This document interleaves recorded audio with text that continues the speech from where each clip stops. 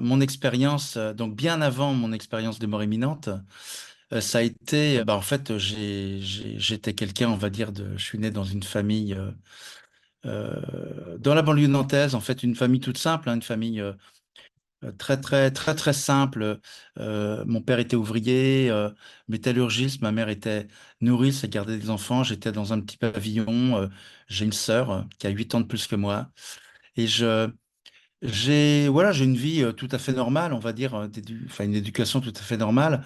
Sauf qu'en fait, d'apparence, tout allait bien, mais sauf que arrivé juste à partir de mes 10 11 ans, il y a eu un souci qui a commencé vraiment à se mettre en place à l'intérieur de moi, dans mon corps, en fait. C'est que je commençais à pas pouvoir respirer, en fait. J'ai commencé à faire des problèmes asthmatiques. On m'a détecté, en fait, un asthme chronique et une problématique pour respirer, quoi, vraiment tout simplement, quoi. Et que dans ce climat qui était un petit peu hostile quand même, un petit peu difficile, on sentait qu'il y avait une oppression et je suis pas né asthmatique, je suis devenu asthmatique d'un milieu hostile et d'un problème, je pense que récurrent, familial, karmique, qui a fait qu'on a commencé à subir des pressions et où j'ai commencé à pas respirer en fait. Voilà le truc. Hein. Et on va dire ça se passait pas trop mal quand même si c'était pas facile. Ma sœur est partie très vite en pension, même si il y avait comment dire, elle avait des gros soucis asthmatiques de santé vraiment profonds. Et moi, je suis resté dans ma famille et j'ai commencé vraiment à développer un problème lourd, un problème des crises, voilà, des problèmes lourds.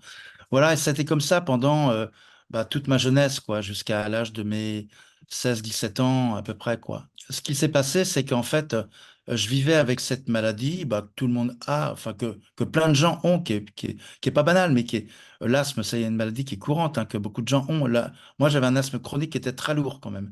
Et je supportais comme ce poids familial où il y avait déjà un asthme qui était récurrent, parce que ma grand-mère, en gros, est morte de l'asthme, d'une crise d'asthme. Ma sœur, plus tard, est morte d'une crise d'asthme carabinée quand elle est tombée dans la cuisine, sur le carrelage, quoi, à 46 ans. Hein. Et on avait quand même régulièrement des problèmes asthmatiques dans la famille, quoi. Donc, moi, je savais que j'étais le prochain à subir des choses ou des crises. Et bon, j'étais un peu flippé quand même, de savoir que j'allais être un peu sûrement le prochain sur la liste. Voilà quoi. Mais j'ai eu une opportunité dans cette famille, c'est que j'ai développé très très vite en fait enfin j'avais un talent enfin je suis pianiste en fait, hein. Et j'étais artiste, musicien, et j'ai développé des talents de musicien et de pianiste surtout. Et le don que j'ai eu très très vite pour la musique a été une soupape de sécurité qui a fait que j'ai pu comment dire, m'expatrier un peu dans des mondes et dans cette passion extraordinaire et tellement extraordinaire que j'ai bossé, bossé, bossé beaucoup. Et je me suis évadé là-dedans beaucoup et j'ai oublié un peu le fait que cette famille était un peu toxique et je partais dans mes mondes de musique extraordinaires. Et j'ai comme ça développé mon talent et à tel point que j'ai réussi quand même à devenir professionnel à partir de 17 ans, à peu près 17 ans et demi. Je suis devenu professionnel en fait. Et là, j'ai pu m'enfuir en fait de ce monde en commençant à développer une autonomie. Voilà. Et le fait de développer une autonomie, bien sûr, j'avais moins de rapport avec ma famille, donc j'étais moins asthmatique. Et là, j'ai commencé à voler de mes propres ailes, en fait, de par mon talent et de par mon... Voilà. Ça s'est bien passé, donc ça m'a même carrément cartonné. Je suis devenu musicien pro. Ça roulait super. J'ai fait beaucoup de scènes, beaucoup d'albums, beaucoup de disques. Voilà, ça marchait super. Et j'ai rencontré une copine. Voilà, on s'est mis en ménage. Enfin, tout a roulé pendant une dizaine d'années.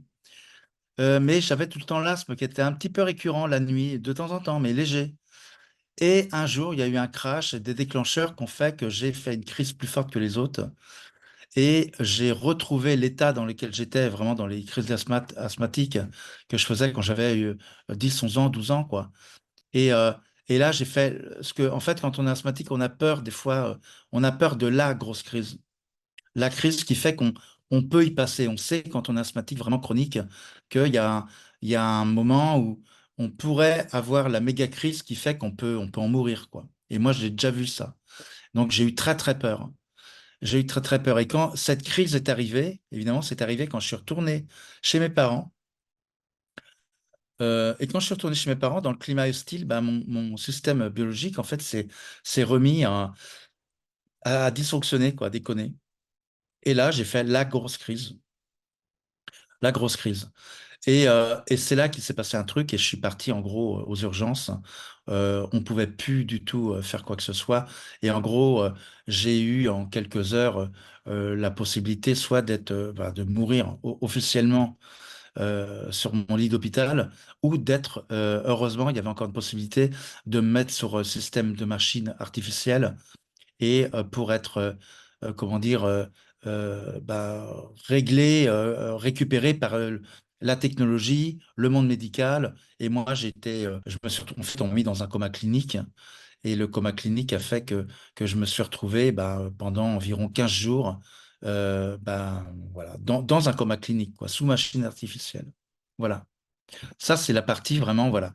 Donc, terminé toute ma première partie de vie, j'étais pratiquement mort, mais pas complètement, mais relié par des câbles. Et ce qui s'est passé, c'est que le coma a duré 15 jours. J'ai pas eu de nouvelles vraiment. Enfin, j'ai pas senti quoi que ce soit. Enfin, j'ai pas de souvenir de ça. Mais en revenant de mon coma, au bout de 15 jours, je me suis retrouvé sur un lit d'hôpital et sur le lit d'hôpital, enfin au début, je pensais que moi j'étais au paradis, hein. Je voyais que du blanc. Quand on se réveille d'un coma, on voit que du blanc, on voit rien. Donc moi, je pensais que j'étais au paradis, en fait. Je pensais que j'étais parti, vraiment parti, et que j'étais sur un autre plan. Et comme je voyais que du blanc qui passait, je pensais que c'était des anges, moi. Et en fait, c'était des infirmières en blouse blanche. Mais comme je ne voyais pas encore, parce que quand on revient d'un coma, on a les yeux encore, la vue qui doit s'adapter. Il faut 2, 3 jours. Et les oreilles aussi, le son, on entend très mal, on voit très mal. On est comme un bébé, quoi. Comme un nourrisson, quoi. Voilà. Et en fait, une infirmière, au bout de 2, 3 jours, est venue me voir, très proche de mon oreille, et m'a dit, Monsieur Maillard, on vous fait signe enfin, on vous annonce que vous êtes sur un lit d'hôpital en réanimation, vous êtes sorti d'un coma et c'est très grave. Et vous êtes bloqué dans votre corps, on ne sait pas combien de temps ça va durer, mais vous êtes en réanimation, il est à l'hôpital Laennec à Nantes, et c'est grave ce qui vous est arrivé. Vous sortez d'un coma profond, quoi. Voilà. Et donc là, changement de programme, je me rends compte que je suis sur la Terre et que je suis bloqué sur un lit, quoi. Et j'avais environ 17 seringues autour de moi qui me redonnaient des substances pour pas mourir, quoi. Hein, et j'avais le respirateur artificiel, j'étais intubé 4 fois, 4 fois intubé en l'espace de 3 mois. Voilà, ça a été toute une aventure, hein. L'hôpital a été vraiment une aventure, hein, assez incroyable, quoi. Voilà. Et je me retrouve en fait bloqué dans mon corps. C'est-à-dire que je sors du coma, mais je me rends compte au bout de 3, 4 jours que je ne peux pas bouger. Je peux absolument rien bouger, même pas le petit doigt, quoi. Et on se rend compte, les médecins se rendent compte qu'il y a vraiment un problème. Et un spécialiste vient me voir et me dit, Monsieur Maillard, on a une mauvaise nouvelle pour vous. On vous annonce que vous avez le syndrome du lock-in syndrome, en fait. Enfin, le lock-in syndrome. C'est-à-dire que vous êtes bloqué dans votre corps et ça peut durer, on va dire, toute la vie, hein. Et c'est-à-dire que vous ne pouvez absolument pas avoir accès à l'extérieur, vous ne pouvez pas communiquer, si ce n'est que éventuellement avec votre œil gauche, en cliquant éventuellement, mais c'est délicat. Et il n'y a aucun moyen de savoir si on est vivant ou mort, en fait. Donc me voilà enfermé, alors on peut le dire confiné total dans mon corps. Et, euh, et là, ce qui se passe, c'est que ça devient l'enfer, quoi. Et les douleurs sont intenables à l'intérieur de mon corps et tellement, tellement difficiles à tenir. Et je peux pas dire aux gens qui sont autour de moi que j'ai mal parce qu'ils ne me voient pas souffrir parce que je ne peux pas bouger, ce qui est quand même terrible. Et j'avais l'impression qu'on m'arrachait un bras toutes les minutes quand même, hein, pour donner un peu le niveau de souffrance que je ressentais. C'était vraiment extrêmement douloureux, quoi, extrêmement douloureux. Et donc, ça a été terrible parce que j'ai été obligé d'assumer ça. Je pouvais rien faire. Et je ne pouvais même pas hurler. Et quand j'hurlais, j'étais à l'intérieur de mon corps et j'hurlais pour moi-même, mais personne ne m'entendait. Donc, c'était absolument épouvantable, quoi. Voilà. Donc, ça durait comme ça pendant je sais pas, allez, 15 jours à peu près, 10, 15 jours.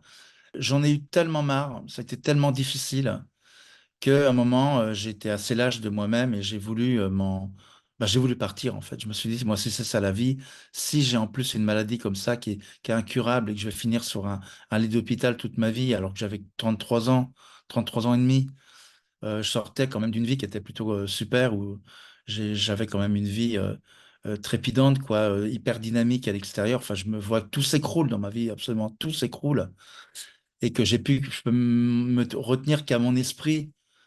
Mais c'est un peu léger dans la matière, sur la Terre. Je me dis, je vais pas tenir, quoi. Je vais pas tenir à l'âge que j'ai, et puis je pourrais pas tenir. Et, euh, et j'ai vraiment, là, j'ai chopé enfin, comment dire, un mode dépressif, quoi, qui a fait que je me suis vu partir. Je me suis dit, je pourrais pas, ça va être trop dur, quoi. Et il me restait, comme j'étais quand même au bout de, de toute une expérience où je tenais qu'à un fil, hein, moi, dans ma vie, hein. Là, à ce moment-là, je tenais qu'à un fil au respirateur artificiel. J'arrivais même à jouer avec, parce qu'avec mon esprit, j'arrivais à jouer avec comment dire, le pouls de mon cœur. J'arrivais à jouer avec parce que c'était le seul jeu que je pouvais faire dans la matière. C'était de réagir, moi, mon système vivant, avec le bip-bip de la machine. Voilà. Et donc, c'était le seul jeu que je pouvais. Voilà. C'était quand même assez particulier. Et j'ai même compris que je pouvais ralentir les battements de mon cœur. Et comme j'étais vraiment à ça de la vie, et ben, à un moment, je me suis dit, ben, c'était lâche, c'était dur, mais je pars de ce monde. Et en gros, je me suis suicidé, quoi. Voilà, c'est une tentative de suicide euh, un peu prémédité, quoi, pour dire, bah voilà, je vais partir parce que je... Et donc j'ai vu mon enterrement, j'ai visualisé mes amis autour de mon cercueil, je voyais tout ça, et petit à petit, je me suis laissé partir, en fait, en réduisant bah, les bip-bip de la machine, et puis c'est là qu'il s'est passé quelque chose de particulier. En fait, je me revois encore juste avant dire au plan, à l'autre partie, dire, bah, si c'est comme ça, si c'est la fin de ma vie, si c'est terminé, euh, eh ben, ok, j'arrête, je ne combats plus. Et vous avez gagné et reprenez-moi et Inch'Allah, quoi, on verra de l'autre côté. Mais j'ai pas lutté, en fait. J'ai pas lutté. Je me suis laissé complètement partir, j'ai envie de dire, en paix. J'étais pas du tout en lutte ou en combat. Je me suis dit, voilà, j'ai vécu 33 ans, j'ai bien vécu, c'est la fin de ma vie. Et si c'est ça maintenant, si c'est mon destin, j'accepte, j'accepte total, j'assume. Et, euh, et j'en prends la responsabilité. Je veux dire, j'accueille complètement le fait que je peux mourir à 33 ans et que le reste était qu'une illusion. Et je leur dis, reprenez-moi, d'accord, vous avez gagné et c'est OK, quoi. Donc, je pars dans l'humilité quand même. J'ai envie de le dire. Je pars dans l'humilité, vraiment de partir en paix finalement. Voilà. Et c'est là qu'il s'est passé quelque chose de particulier que je n'avais pas du tout imaginé. C'est que je me retrouve très vite dans un autre espace où tout d'un coup, je peux sortir de mon corps. Je me sens extrêmement léger. Alors, c'est un peu ce que disent souvent les gens, mais un état de bien-être tout d'un coup, alors, où toutes mes douleurs ont disparu. Toutes mes douleurs ont disparu, sont carrément, j'avais oublié. J'avais oublié. Et je me retrouve dans un état de légèreté, mais absolue, quoi. Vraiment, un état de béatitude et comme bercé d'un amour inconditionnel, quoi. Vraiment, une sensation qu'on est dans un bain de bien-être, de lumière et d'amour, mais alors incommensurable, quoi. Je peux pas expliquer, hein. Il y a pas les mots, hein, pour dire dans la densité ce qu'on peut ressentir de l'autre côté. Hein, mais c'est vraiment un état de bien-être absolu. Hein. Des fois, je dis aux gens, imaginez que vous prenez un bain. L'eau, elle est bien chaude et vous multipliez ça par 100 et c'est à peu près la sensation qu'on peut ressentir de l'autre côté quand on est dans la lumière, quoi. Sensation extrêmement bénéfique, douce, de bonté, d'amour et de lumière, quoi. Voilà, jusque dans les cellules, profondément. Et là, je me retrouve sur une île, euh, alors une sorte d'île qui flottait dans l'espace. C'était très étrange, un peu comme dans un film de Miyazaki, vous savez, le japonais, un dessin animé de Miyazaki, où je- j'avais du vent, c'était très beau, il y avait de l'herbe qui était très verte, qui bougeait comme ça, et il y avait quelqu'un qui tenait ma main, j'étais dans l'herbe, c'était très très beau, magnifique. Je voyais pas l'horizon, et l'île, elle volait, et j'étais sur l'île, je me voyais voler en fait, c'est très étrange. Et j'étais comme guidé, il y a quelqu'un qui tenait ma main en fait. je voyais pas son visage, mais je sais qu'elle me guidait, c'était comme un guide qui m'emmenait quelque part, sur cette île, en fait, qui m'emmenait quelque part. Et là, voilà, ça a duré un petit moment et je sentais l'herbe qui bougeait. J'étais comme en lévitation un petit peu sur la, sur l'île, quoi. Je voyais les lévitations d'île, c'est moi, était toute petite et elle volait dans l'espace. Et en fait, à un moment, là, comme ça, je suis parti, on est parti un peu dans un mouvement, une dynamique, un peu comme une montgolfière dans l'air. Et à un moment, c'est très étrange parce que je me suis retrouvé dans un autre état où là, j'ai retrouvé mon corps sur mon lit d'hôpital. Alors, comme j'étais allongé, donc j'ai reconnu le blanc de la chambre qui était blanc à blafard, comme une chambre de clinique, quoi.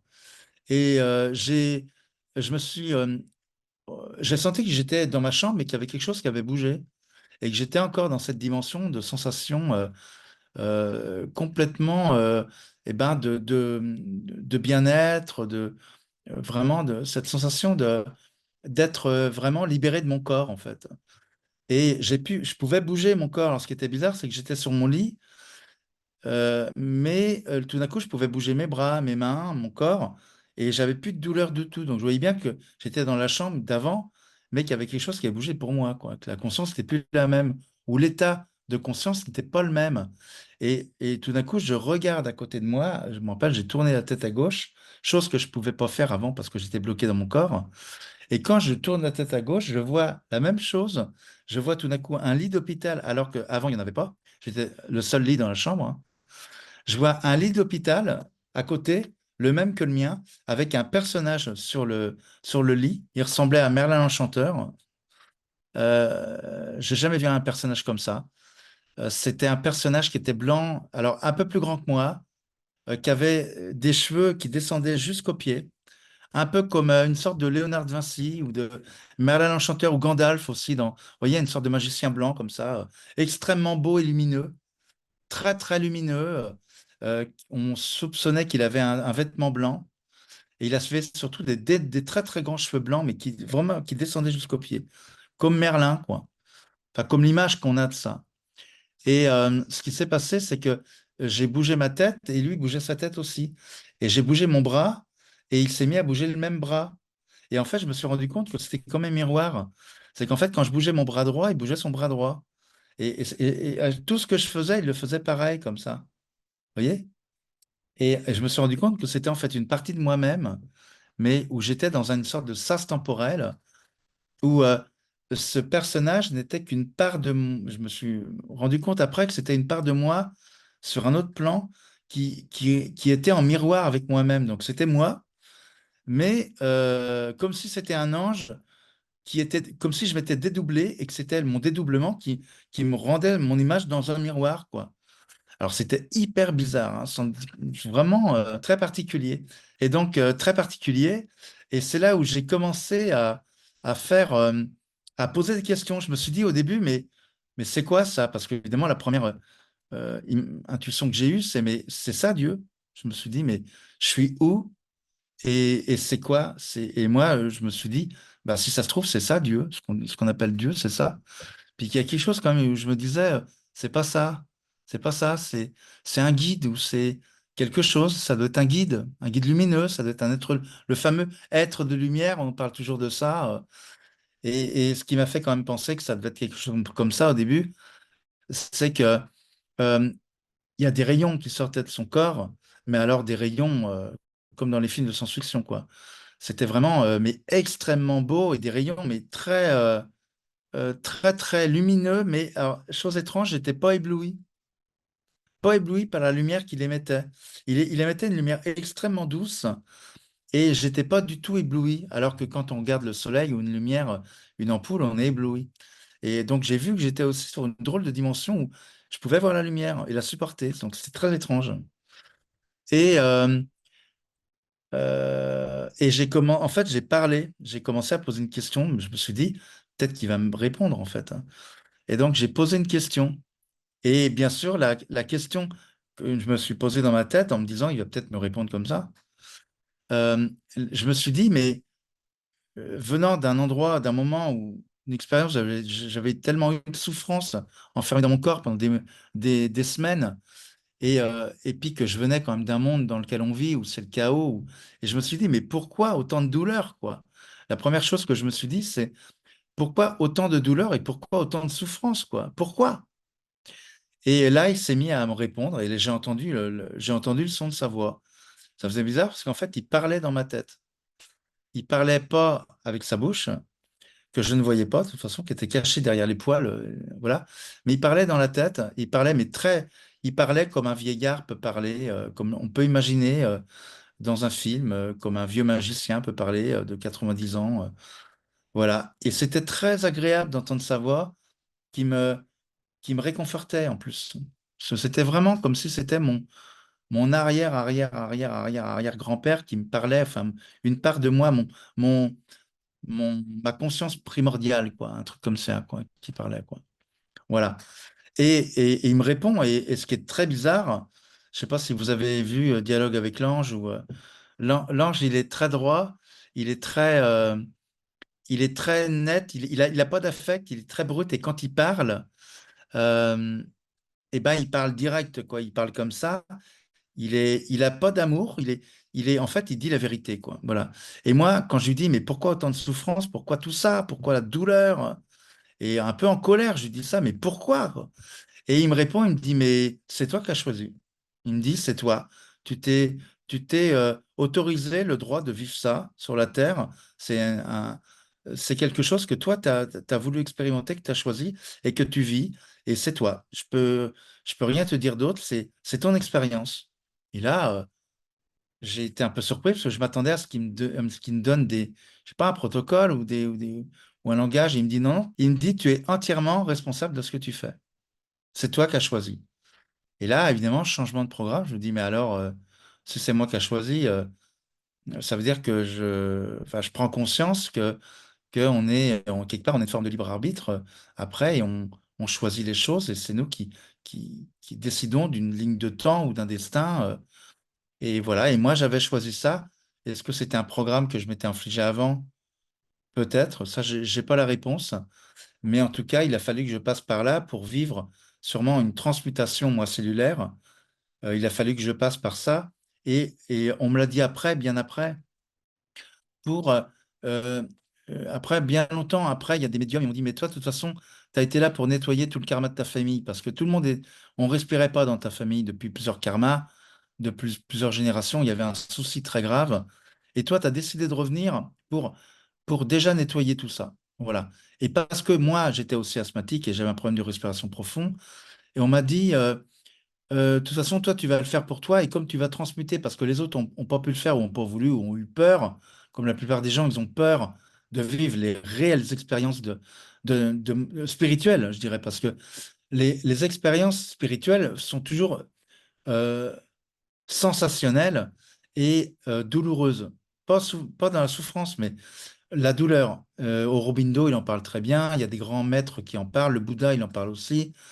Euh, on est tout le temps euh, euh, comment dire, assujetti à supporter notre incarnation qui passera par forcément une phase d'intégration d'informations dans la matière. Et comme ça passe par notre corps, on va avoir une douleur, on va avoir une sensation. Et bien sûr, à l'extrême, la sensation, ça peut être ce que j'ai vécu moi sur mon lit d'hôpital. Voilà.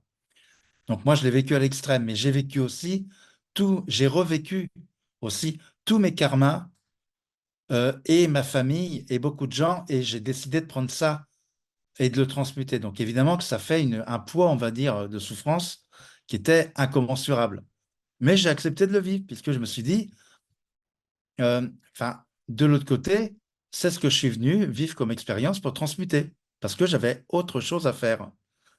Et pour ce on appelle souvent le retournement, c'est-à-dire qu'à un moment dans la vie, on subit pas la vie, mais on utilise notre être, notre potentiel lumière qu'on n'a pas encore, mais quand on l'a retourné, notre potentiel lumière peut commencer à être effectif pour commencer à être utile pour le monde, c'est-à-dire pour la conscience cosmique qui descend sur la Terre, le collectif humain et le potentiel qu'on vient, nous, en tant qu'être humain individuel, qu'on propose au monde.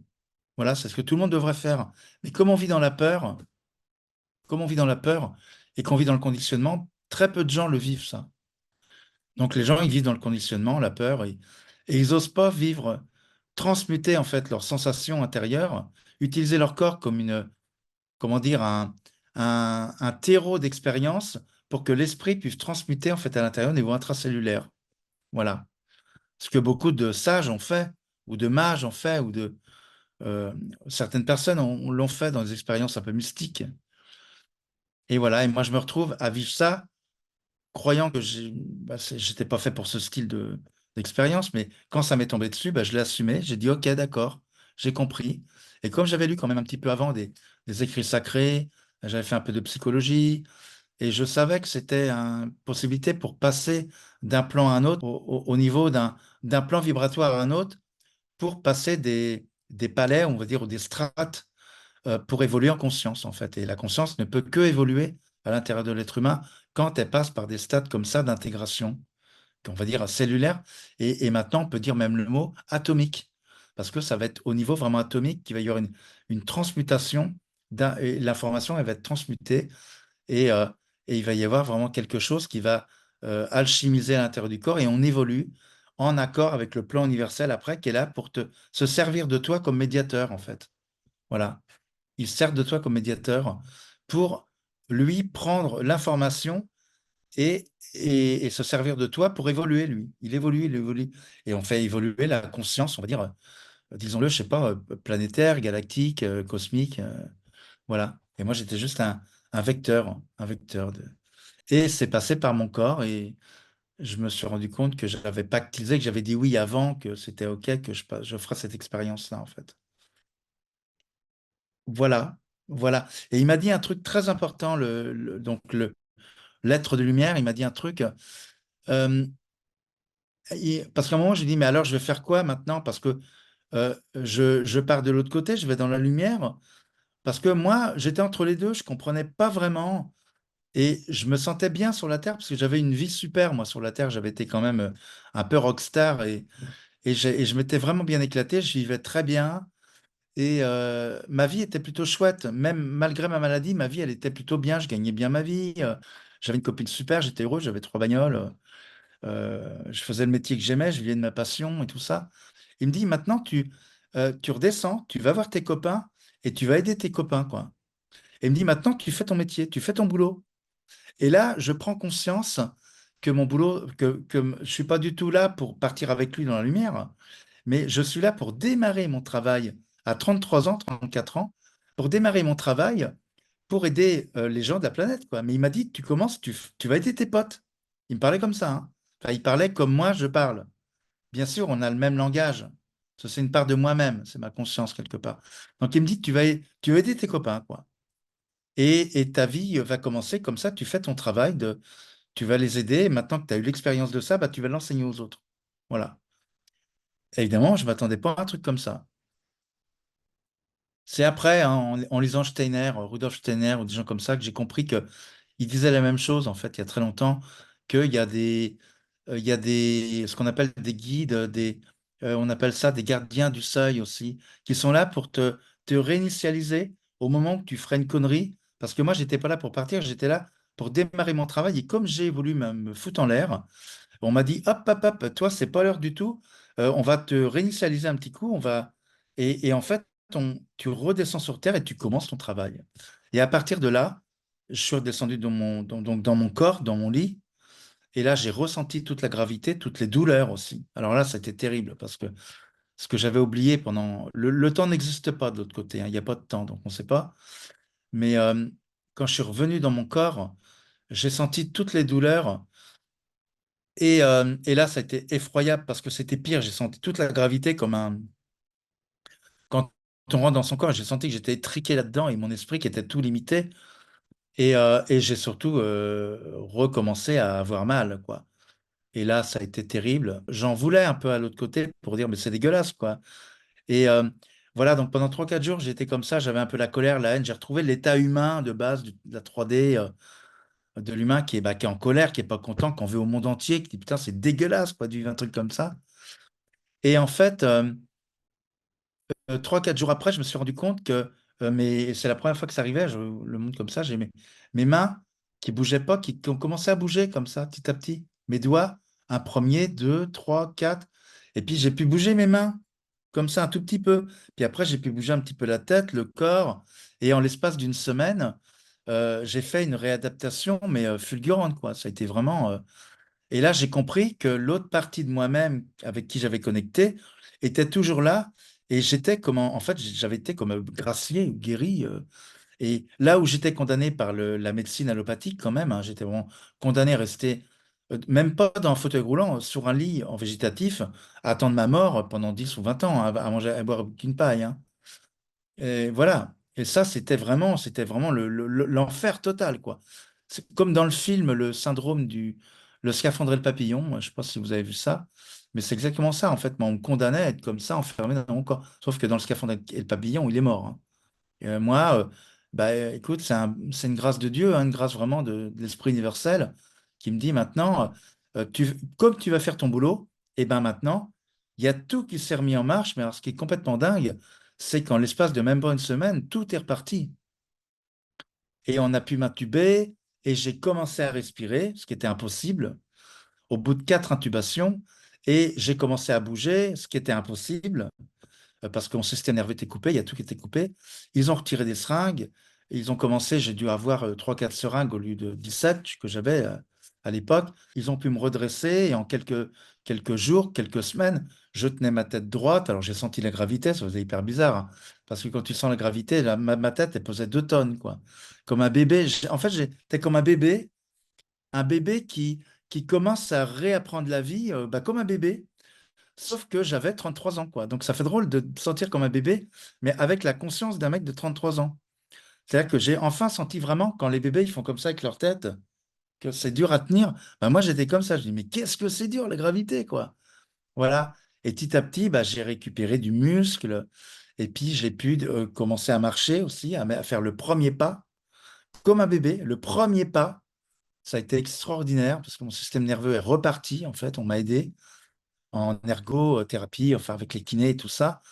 Et, euh, et mon système nerveux est reparti. Alors là, ça a été l'explosion totale. Tout le monde a applaudi dans la pièce parce que là où j'étais condamné, je suis sorti de mon fauteuil roulant et on m'a tenu et j'ai pu faire les premiers pas et on a vu que j'allais m'en sortir, quoi. Et là, ça a vraiment été une révolution. Enfin, dans l'hôpital, tout le monde disait ah, le patient de la douce, c'est exceptionnel. C'est un, comment dire, un ressuscité, quoi. C'était vraiment ça. Les infirmières, elles disaient, t'es au courant, t'as vu le patient de la 12 en réa, c'est un ressuscité, il remarche. Enfin, et là, j'ai les spécialistes qui sont venus me voir, ils m'ont dit, Monsieur Maillard, on ne comprend pas ce qui se passe. Ils me disent, c'est impossible. Normalement, votre dossier, on ne sait pas quoi en faire, et normalement, vous étiez condamné. Alors ça, c'est terrible parce que tu es confronté à l'humanité, à l'humain, tu es comment dire, le monde des médecins, des spécialistes, qui sont aussi bluffés que moi. Et il y en a un qui m'a dit, je me rappelle, il était un peu comme moi, il tenait sa barbe comme ça, il me dit, même ce Maillard, il y a un mystère, hein, il y a un secret, ce Maillard. Et en fait, j'ai rigolé, je dis, bah oui, il y a un mystère, il y a quelque chose, quoi. Et il pressentait que, comme moi, qu'il y avait un autre truc, quoi. Il me dit, c'est pas possible, qu'est-ce qui vous est arrivé dans votre coma? Et je l'ai regardé et je lui ai dit, bah, je sais pas, mais oui, il y a quelque chose, quoi. En sous-entendant que, oui, il y a une grâce, il y a autre chose de l'autre côté, et il y a une énergie, quoi. Il n'y a pas que vous, il y a une énergie qui a fait que j'ai récupéré quelque chose de moi-même, une part de ma conscience qui m'a nourri et maintenant je suis relié à ça.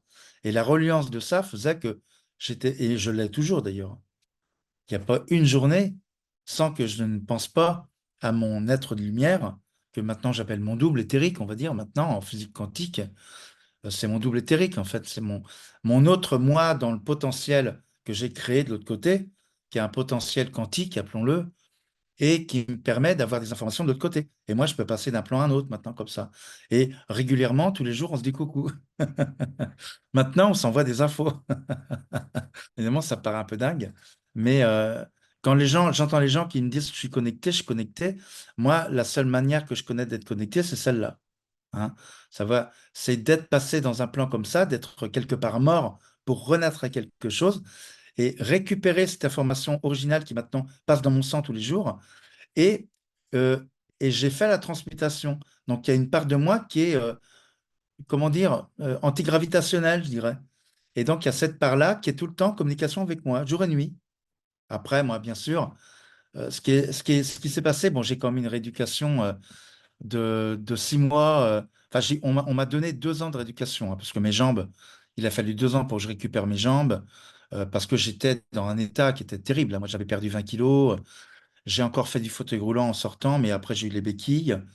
euh, et j'ai fait une rééducation vocale d'au moins 2 ans. La voix que vous entendez là, c'est pas la voix que j'avais à l'époque. J'avais une voix qui était complètement pétée, hein. Pareil, donc il a fallu en orthophonie 2 ans de rééducation et après des spécialistes que j'ai rencontrés. Parce que quand on ressort d'un plan comme ça, d'une expérience comme ça, qu'on va de l'autre côté, qu'on vient, de l'autre côté, on vous donne tout sur un plateau. On m'a tout donné après sur un plateau. C'est-à-dire que comme j'ai dit oui pour aider mes copains et l'univers et mon guide, il m'a dit, bah maintenant, tu n'as rien à faire que de... Tu tends la main, comme on disait, on a dit il y a 2000 ans, tu tends la main, on te donnera. Et tu diras oui. Tu tends la main, on te donnera. Et c'est ce que j'ai fait. Il m'a dit, et un astrologue que j'ai rencontré un petit peu avant, il m'a dit, toi, tu verras, il y a un moment, tu as vu une expérience assez extraordinaire, et il y a un moment, ça va être tapis rouge. On va tout te mettre sur un plateau. Tout va se déployer devant toi, et tu auras juste à dire oui, en fait. On te donne un ticket, tu prendras le ticket, quoi. Et l'ego, lui, il veut pas ça, parce que lui, l'ego, ça l'emmerde, il voudrait comme ça, le confort. Mais en fait, quand j'ai compris ce truc-là, que maintenant que j'étais au service de l'univers, il me donne tout. Donc, en fait, j'ai dit oui. Et ce qui s'est passé, c'est qu'il m'a donné des trucs, il m'a donné des gens, par exemple, pour guérir ma voix, il m'a donné le nom d'un mec qu'un copain m'a donné, que je ne connaissais pas. Et c'est arrivé comme ça, très vite. Et c'est vrai que cet homme extraordinaire qui a été mon mentor pendant 5 ans, qui s'appelle Serge Wilfard, a guéri ma voix.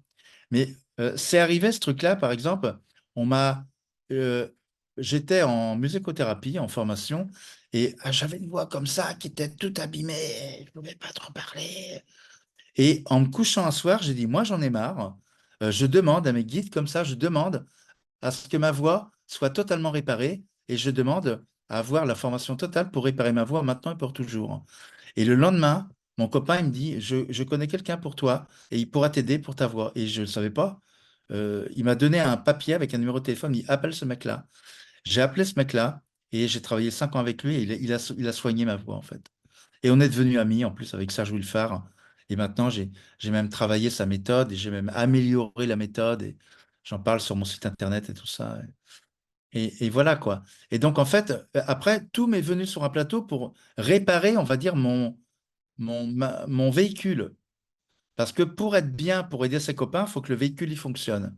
Ce qu'il faut comprendre, c'est que si on veut être sur un circuit de Formule 1 et gagner la partie, il va falloir une bonne voiture, quoi. Et pour avoir une bonne voiture, il faut des bons coéquipiers et des bons garagistes qui vont aider la machine. Donc j'ai trouvé des super thérapeutes, des gens, y compris en physique quantique. J'ai eu un prof de physique quantique qui m'a aidé beaucoup, mais tout est venu sur un plateau. En fait, c'est pas moi qui ai été chercher ça. C'est l'information qui est venue à moi. Quand tu es prêt, tu n'as rien à faire d'autre que te centrer sur toi-même. Et une fois que tu es centré sur toi-même, c'est l'univers qui vient à toi. C'est pas toi qui viens chercher les choses. Voilà, c'est toute la différence en fait. C'est pour ça qu'on voit en méditation ou dans le Tao, dans le bouddhisme, où on dit toujours, tu n'as que à te centrer sur toi-même et tu es l'univers entier. Et si tu es l'univers entier, c'est l'univers qui va lui revenir à toi et tout ce que toi, tu es en collaboration avec l'univers qui désire quelque chose, désir voulant dire sidéral, du point de vue sidéral, il va se servir de toi pour faire venir les choses dans la gravité et dans ton système vivant à toi. Parce que tu es un médiateur sur la Terre de la conscience. Et voilà, mon travail me retrouve, après avoir fait du rock'n'roll, d'électronique et du hardcore et jouer les Rolling Stones, et ben, je me retrouve à faire de la physique quantique. Et je savais qu'il y avait un, comment dire, qu'il y avait des fréquences, une musicalité. Petit à petit, après mon accident, j'avais compris que, intuitivement, qu'il y avait une possibilité d'avoir une musicalité et une organisation cellulaire et vibratoire et fréquentielle. Et c'était à l'époque, en 2000, en 2005, là, c'était l'époque où on a commencé à faire des recherches pas mal autour de ça et qu'on s'est rendu compte qu'il y avait des rapports de fréquences dans les organes du corps humain, dans l'ADN, dans tout ça. Et là, je me passionne pour ça. Et comme je me passionne pour ça et que mon double est toujours là, eh ben, on me donne tout par téléchargement.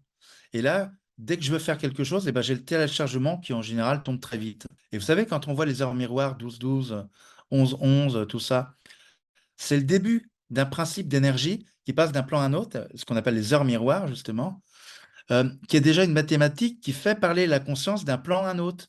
C'est juste le début d'une synchronicité pour dire, ah, attention, il y a un plan qui te dit coucou, et dans un temps de toute éternité, tu as une connexion qui est en train de se faire avec ta conscience. Et seule existe la conscience dans un moment présent. Il n'y a pas de passé ni de futur. Alors moi, quand je suis revenu de l'hôpital, enfin, quand je suis revenu de l'autre côté, il y a un truc que j'ai dit, quand j'ai pu parler, quand on m'a désintubé et que j'ai pu parler avec ma petite voix, j'ai dit, la première chose que j'ai dit, c'est, il n'y a pas de passé ni de futur. Ça n'existe pas.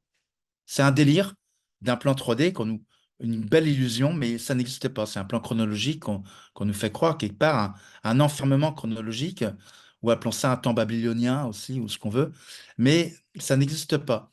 Ce qui existe, c'est seulement le présent de toute éternité. C'est-à-dire que là, je parle, c'est tout le temps des moments de présence. Mais on est là pour justement collaborer avec l'univers. Et tant qu'on n'a pas fait ce travail de transmutation, on ne peut pas.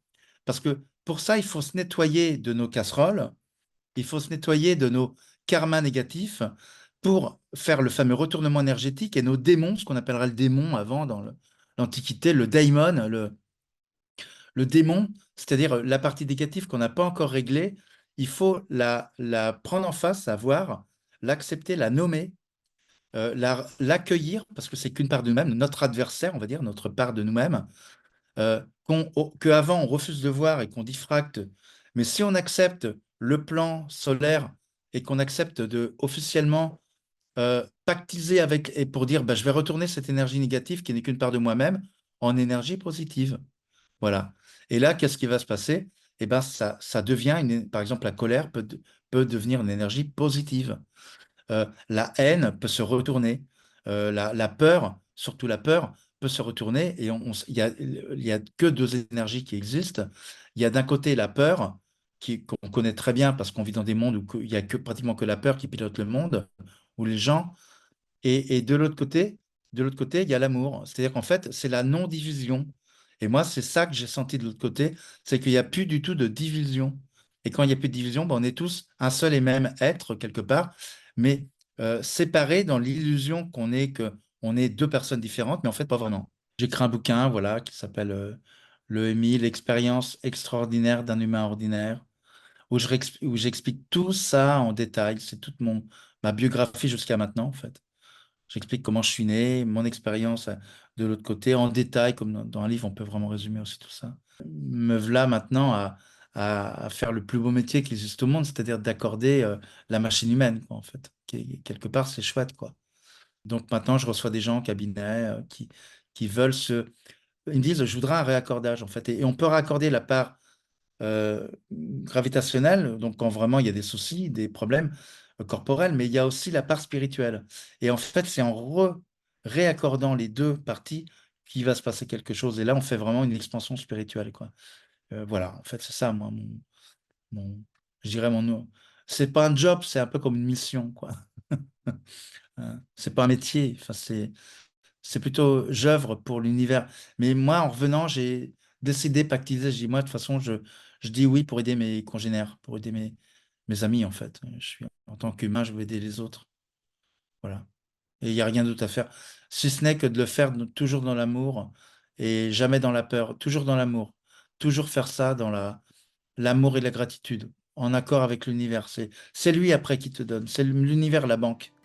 Mais c'est par l'humilité qu'on y arrive. Et moi, il a fallu que ça passe par une épreuve comme ça, quand même extrêmement difficile, douloureuse, mais en étant dans l'humilité d'accepter, en fait, cette part-là pour devenir bah, collaborateur avec l'univers, en fait, tout simplement. Euh, voilà.